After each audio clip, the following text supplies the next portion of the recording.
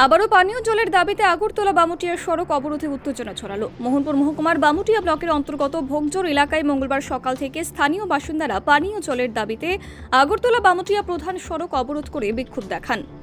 অবরোধকারীদের অভিযোগ, প্রায় 2 বছর ধরে তারা চরম পানীয় জলের সংকটে ভুগছেন। পাম্প অপারেটর এবং স্থানীয় জনপ্রতিনিধিদের বারবার জানিয়েও কোনো স্থায়ী সমাধান মেলেনি। বাধ্য হয়ে এদিন রাস্তায় নেমে আন্দোলনের পথ বেছে নেন তারা। বিক্ষোভকারীরা জানান, এলাকার টিউবওয়েল এবং পাম্পগুলির বেশিরভাগই অচল অবস্থায় রয়েছে, ফলে প্রতিদিন জলের জন্য দূর দূরান্তে যেতে হচ্ছে সাধারণ মানুষকে।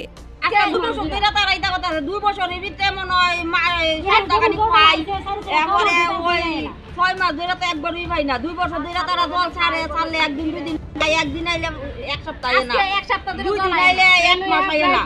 তিনবার হইছে আমরা কত মানুষের বাড়িতে কলেতে জল দিব, এটা কোনো কাজ হইতাছে না। ওখানে আমরা কিটা করতাম বা কই যাইতাম এটা তো আমরা বুঝতে পারতেছি না। মেম্বার প্রধান মানে আমরা আবেদন কি আমরা আনছি যাইতাছে না, না যাইতাছি যে আমরা কই কাটতাছি না। তারা তো প্রধান বাবুর আইনাদানের সমস্যা জানাইছি, দেখাইছি, সবকিছু দেখাইছি। মেম্বার রই না দেখাইতাছি, প্রধান রই না দেখাইতাছি, উপপ্রধান বাবু রই না দেখাইতাছি, আমরা আর কি করব?